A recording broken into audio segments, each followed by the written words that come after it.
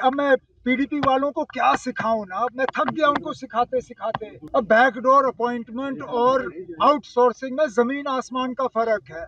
हम नौकरियां भी लगा रहे हैं, जहां स्कीम के तहत हमें आउटसोर्सिंग करनी पड़ती है, हम आउटसोर्सिंग कर रहे हैं। अब ये पीडीपी वाले अपने गुनाहों को छुपाने के लिए हमारे ऊपर बेबुनियाद इल्जाम लगा रहे हैं। उमर सर, जो महबूबा मुफ्ती है, हाल ही में उन्होंने गांधीनगर में पब्लिक कन्वेंशन में इल्जाम लगाया कि जो यहाँ पर सरकार है वो बैकडोर अपॉइंटमेंट्स कर रही है यहाँ पे। उसके साथ साथ एक जगह बताए कहाँ बैकडोर अपॉइंटमेंट हुआ है, एक नाम लेके बताएं हमें। वो कहते हैं कि एक सेकंड, आउटसोर्स बैकडोर नहीं होता है।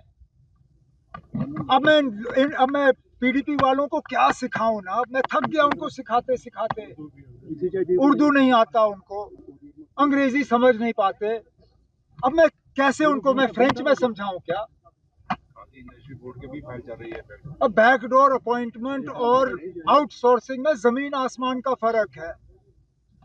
हम नौकरियां भी लगा रहे हैं, जहां स्कीम के तहत हमें आउटसोर्सिंग करनी पड़ती है, हम आउटसोर्सिंग कर रहे हैं, लेकिन आउटसोर्सिंग बैकडोर अपॉइंटमेंट नहीं है।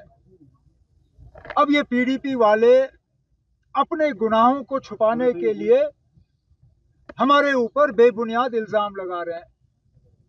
पहले तो उर्दू का इस्तेमाल करना चाहा, वो फेल हुआ।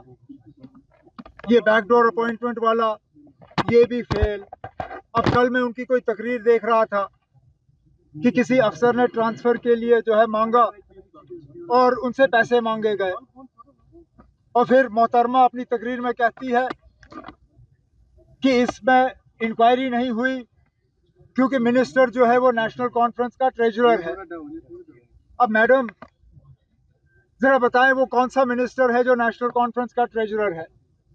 क्योंकि जहां तक मैं अपनी तंजीम को जानता हूं, मेरे treasurer member parliament Shami Oberoi साहब हैं, और अभी तक शमी ओबरॉय साहब न जम्मू कश्मीर में मिनिस्टर बने हैं, न मरकज में मिनिस्टर बने हैं।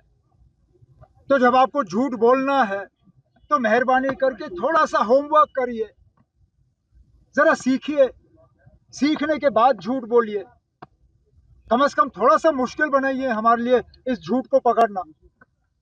लेकिन आप ऐसे झूठ बोलते हो जिसका सेकंड के अंदर अंदर जो है पता चल जाता है कि आप झूठ बोल रही हो।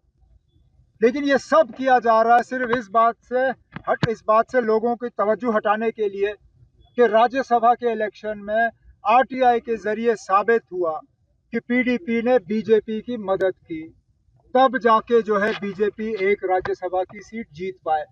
उस पे महबूबा मुफ्ती खामोश। उन्होंने ऑब्जर्वर क्यों नहीं लगाया, इलेक्शन का एजेंट क्यों नहीं लगाया, उस पे वो बात नहीं करेगी। लेकिन बेबुनियाद इल्जाम लगा के आप लोगों की तवज्जो जो है वो हटाना चाहती हैं।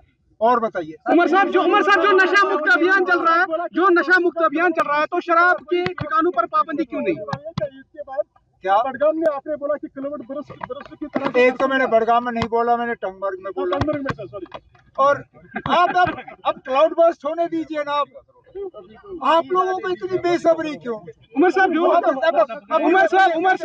नशा मुक्त। एक सेकंड मुझे ये बताइए ना, पिछले साल क्लाउड बर्स्ट हुए आपसे पूछ के हुए?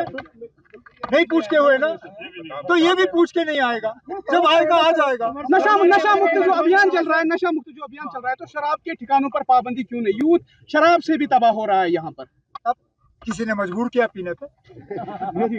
मजबूर किया नहीं। जब एक सेकंड, आप अपनी मर्जी से आप लोग दुकान में जा रहे हो, क्यों जा रहे हो?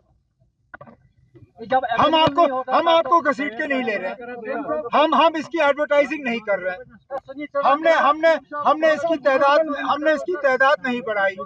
अब आप गैर कानूनी नशा की बात कर रहे हो।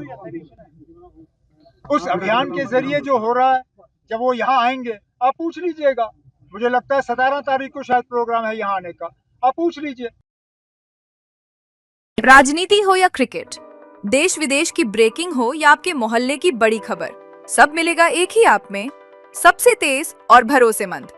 अभी डाउनलोड करें दैनिक भास्कर डिजिटल।